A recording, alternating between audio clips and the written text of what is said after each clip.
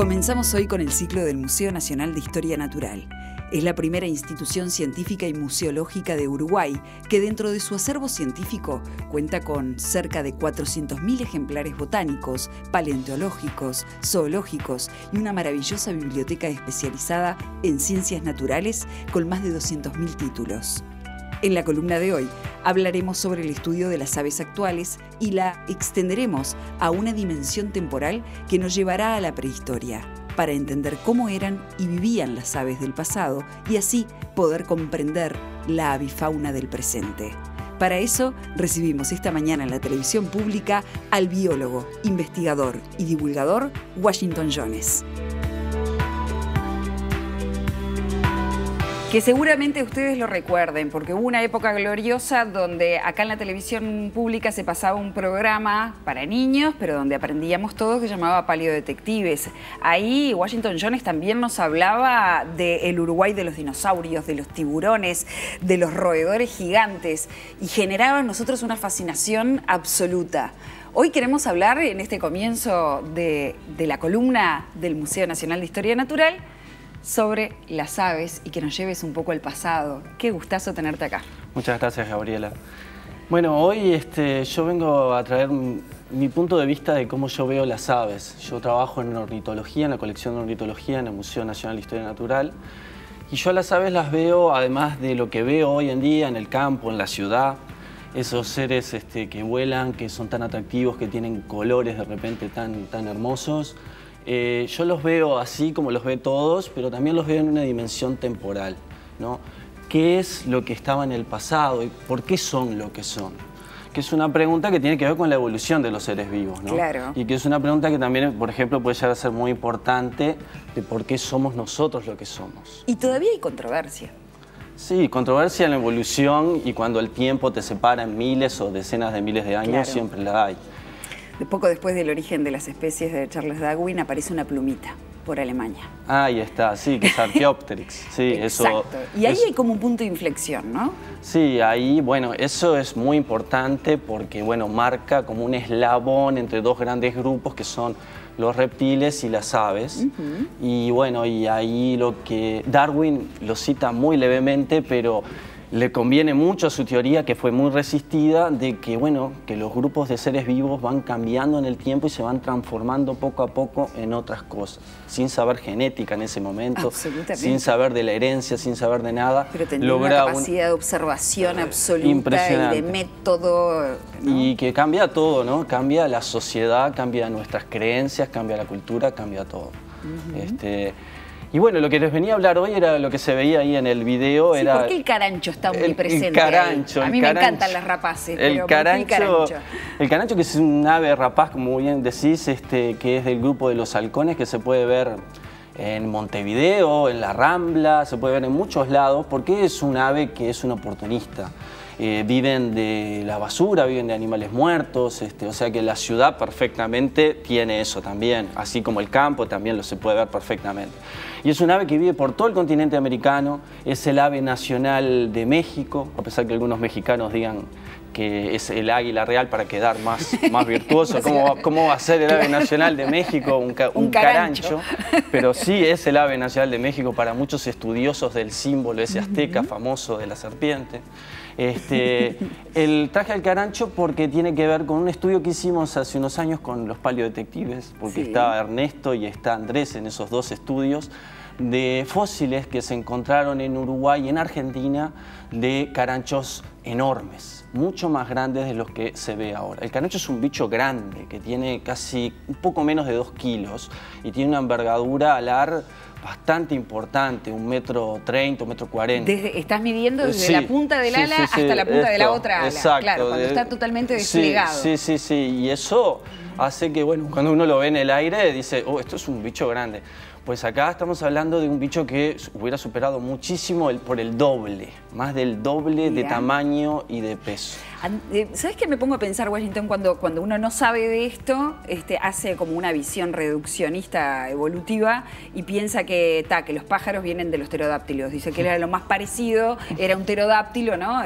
dinosaurio aquel que volaba, entonces uno dice, bueno, uno reduce porque le falta información y dice, bueno, lo que pasó es que se achicaron y después agarraron distintas formas. No. Esto es un punto de partida completamente equivocado. Típico punto de vista de la gente que viene a visitar el museo y que tengo que yo hacer la charla de la exposición. Entonces, explícanos cómo evolucionan las aves. Los pterodáctilos son reptiles que convivieron con los dinosaurios, pero son reptiles. Es un grupo emparentado con los dinosaurios, pero no son dinosaurios. Claro. Las aves, el consenso general, a pesar de que siempre hay discusión en la ciencia y sobre todo, como dije antes, cuando se para tanto tiempo y no tenemos las evidencias concretas, las aves provienen de los dinosaurios, de un grupo seguramente de los dinosaurios carnívoros. Y que cada vez hay más evidencias que estos dinosaurios carnívoros tenían plumas en su cuerpo. Y plumas que se conservan, que tienen decenas de millones de años, más de 65 millones de años, y te dan la pista de que, bueno, de que las aves y los dinosaurios tenían un link ahí, una conexión muy fuerte. Los chinos fueron los que estuvieron trabajando mucho en ese tema y que encontraron China es una meca fósiles. de fósiles de dinosaurios emplumados, es impresionante, eso está bien claro. Y cuando pensamos en paleontología y pensamos en descubrir los antepasados de los seres que hoy tenemos en el aire, pensamos que en Uruguay no pasa nada, porque siempre tenemos esa idea de que en Uruguay somos suavemente ondulados, no pasa nada. Sin embargo, si nos trasladamos 60 kilómetros de Montevideo y llegamos a San Luis, por ejemplo, a Los Barrancos, podemos encontrar material interesantísimo. De hecho, yo he encontrado algunas cositas chiquitas, ¿no? Esa zona de la playa de la Canelones tiene unas barranquitas que son chiquitas, pero que tienen una riqueza fosilífera que impresionante. Y ustedes han encontrado cosas interesantes ahí, contame algunas. Y bueno, en realidad este fósil que vengo a hablar del carancho no lo encontramos nosotros. Y esto es el concepto encuentre fósiles o descubrimientos científicos adentro de un cajón en un museo. Porque estos fósiles fueron encontrados dentro de la caparazón de un gran animal que después se puede hablar de un armadillo, una mulita gigante que es un gliptodonte. Sí, un gliptodonte. Que se encontró enterrado, metido adentro de una de estas barrancas en San Luis, en Canelones. Y adentro del barro y del sedimento de ese caparazón que tiene como 1,5 metros, 2 metros de largo, aparecieron unos huesitos que, bueno, se llevaron al Museo de Historia Natural.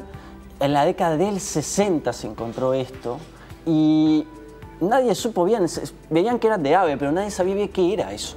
Entonces fueron a estudiarlo, fue un investigador, que no voy a decir el nombre, aunque ya está muerto, fue a Buenos Aires y en el viaje, intentando comparar con cosas en el Museo de Buenos Aires, a ver qué era, se le rompió la mitad del material. Está bien que ni lo nombres. Y perdió cosas y volvió de vuelta a lo que quedaba al museo y ahí quedó en un estante y nunca se supo qué era.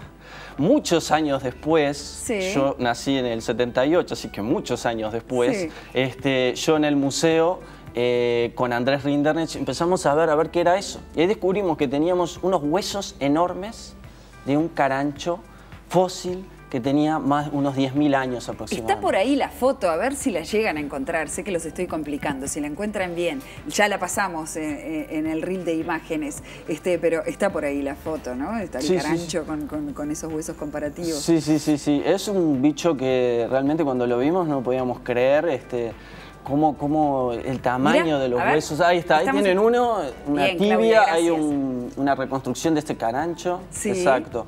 Un bicho que tenía unos 3.700 gramos cuando un carancho más grande, el carancho más grande actual, tiene 1.600 gramos. Y lo importante aquí también es que la gente entienda que los animales que viven hoy en día también vivían en esa época hace 10.000 años. También había caranchos. Con megafauna. Y vivía todo mezclado. Y había aves que hoy en día las vemos y había aves prehistóricas como este carancho gigante. Y vivían con la megafauna, con los elefantes, con los gliptodontes, con los perezosos gigantes, animales de más de 1.000 kilos. Todo junto, porque las cosas no es que nosotros en ciencias y en la evolución no tenemos esa idea de que las cosas se cortan. Y bueno, y viene la megafauna, se termina la megafauna y aparece otra fauna. No. Es todo un degradé. Los animales van evolucionando en forma gradual y van cambiando en forma gradual. Pero estaba este carancho gigante que obviamente se alimentaba de animales muertos enormes y tenía una capacidad de comer carne de animales en putrefacción, animales de carroña, enorme y que hoy en día un carancho tan chiquito que de repente no lo tiene.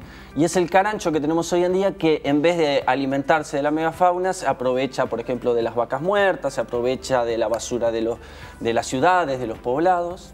Y bueno, eso es una cosa importante porque todos estos animales, ¿no? Sí. Estos animales que comen carroña son muy importantes para los ecosistemas, porque al comer animales muertos nos liberan de enfermedades de zoonosis, de epidemias que pueden ser muy graves.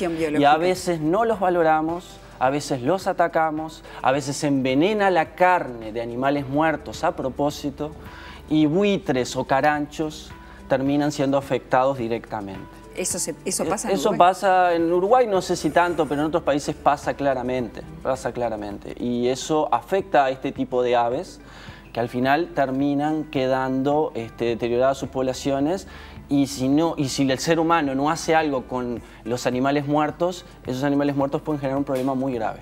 Washington, un placer haberte tenido esta mañana. Esta muestra está en el museo, sí. Has dado charlas, supongo que en algún momento volverás a la actuación. ¿A la actuación?